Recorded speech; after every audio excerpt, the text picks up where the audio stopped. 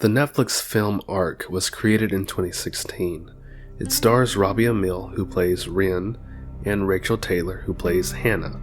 It's directed and written by Tony Elliott. I think that Tony Elliott has created the best time loop movie to ever exist, and that's because it stars a demon. Let's get into it. Full spoilers for the movie ahead. The movie does not spend much time telling us how the world works. It's very clear that this world has become a dystopian cyberpunk hellhole. The air is barely breathable. There's a rebellion going on. There are refugee camps. The world's cooked. They don't even have apples anymore. He's got apples. Nobody has apples anymore. He does. Ren is our protagonist, but he's not a hero. He resists the call to join Hannah in her fight against the evil company Taurus.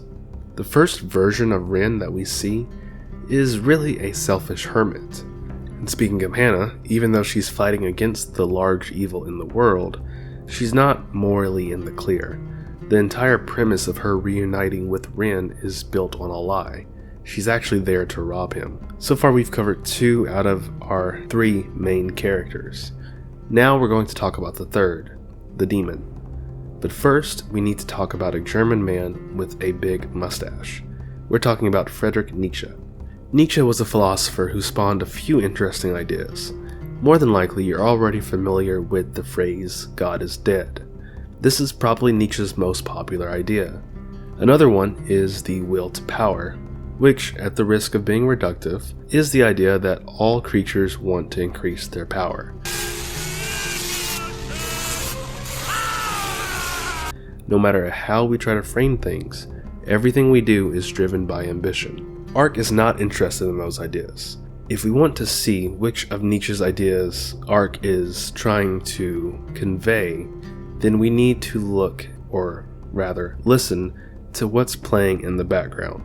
If we listen carefully, we hear a character named Pope. Pope seems to be an important inspirational figure to the rebellion, but we hear Pope start to quote Nietzsche.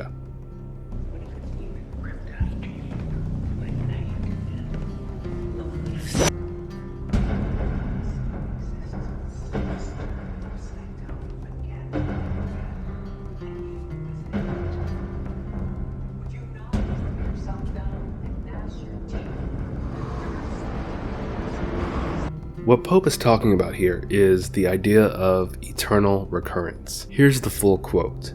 What if a demon were to creep after you one night in your loneliest loneliness and say, "This life which you live must be lived by you once again and innumerable times more, and every pain and joy and thought and sigh must come again to you, all in the same sequence. The eternal hourglass will again and again be turned, and you with it. Dust of the dust, would you throw yourself down and gnash your teeth and curse that demon? Or would you answer, never have I heard anything more divine?" For Nietzsche, if you can't look the demon in the eye, smile and say, "Amazing," then you've lived your life incorrectly. Nietzsche had heavy issues with the idea of an afterlife, because it often caused believers to put off things that they truly wanted in this life, with the hopes of receiving a gift, or having their enemies punished after they die. Almost every afterlife convinces people to put off what they want and need to improve now for something that isn't really guaranteed. The eternal recurrence creates an afterlife that can be heaven or hell based solely off of how much you're enjoying your life right now. Now, there is some debate on how seriously Nietzsche meant for this idea to be taken. Was it meant to be taken literally, to become a true belief that could replace a religious afterlife? Personally, I doubt it. I believe it was only meant to be a thought experiment that works as a North Star, meant to keep you focused. Either way, our initial reaction to this thought experiment may be to dive into hedonism. If we are doomed, or blessed, to live our life over and over again, then shouldn't we eat everything we want, take all the best substances, do whatever we can to feel as good as possible for as long as possible? Well, no. Instant gratification is an immature idea of a perfect life. When we think about the times we've indulged, they're almost always followed by some level of discomfort. And at times that discomfort comes from a heavy feeling of regret. The times we've eaten an entire pizza, even though we're trying to lose weight. The times we've said something out of pocket and then saw the look on the other person's face. Those are times where the regret outweighs whatever dopamine we may have gotten from the instant gratification. However, on the other hand, we tend to feel a deeper, stronger happiness when we take that harder, longer path. When we train for years to fully unlock what our body is capable of, and then release that built-up potential in front of an audience. Or when we grind for hours to cultivate a skill that allows us to wow a crowd. Not only do we feel a profound sense of satisfaction from accomplishing these long-term goals, oftentimes just practicing for them puts us in a state of flow. For Rin and Hannah, the ultimate form of this satisfaction can be gained from being with someone you truly love. Finding a partner that is worth all the aches and pains of a relationship can be incredibly difficult, and we're not even in a time loop. We can suffer from the hedgehog's dilemma, the idea that we need to be close to others, but the closer we are, the more they can and will inevitably hurt us. When things get difficult, when our loved ones hurt us, we can be tempted to cut our losses and run, and sometimes that is absolutely the right thing to do. Sometimes enduring pain isn't a sign that we are in a loving relationship, but rather a sign that we are in a maladaptive, dysfunctional relationship. But for the times when we do have a loving partner that cares about us, often we're better off hunkering down and working to preserve what we really care about, that relationship. Okay, we've drifted away from Arc. Let's tie it all back together. Arc ends with Rin facing Nietzsche's demon in the form of his own invention, the Arc. He's shown evidence that he's already lived for an unfathomable amount of time. The loop is much bigger than he originally thought. Ren, how many times have we looped? Thousands, maybe more. And it has recurred thousands of times. He's given a way out. He can stop reliving this constant battle. He can shut the Arc down, end his suffering, and prevent a dangerous weapon from falling in the wrong hands. He doesn't have to die over and over and over again anymore. He doesn't have to watch his loved one die over and over and over again anymore. The demon is breaking character and giving Rin a chance to reject the internal recurrence, to deny this version of his life. But doing so would cost him Hannah, and Rin cannot deny the value Hannah adds to his life.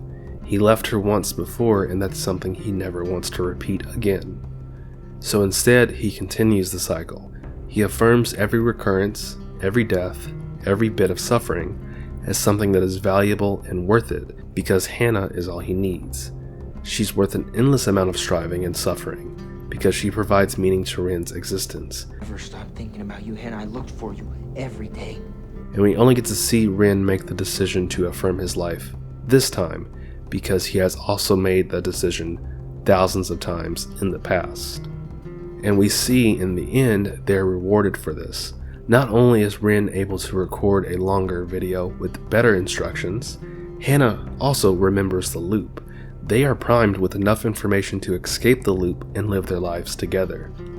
And that's what makes Arc one of, if not the best time loop movie ever, because the movie is encouraging us to live a life worth affirming. Nowadays, it's nothing for us to joke about wanting to be free from our mortal coils, and I get it. It's self-deprecating, it's funny, maybe a little true sometimes.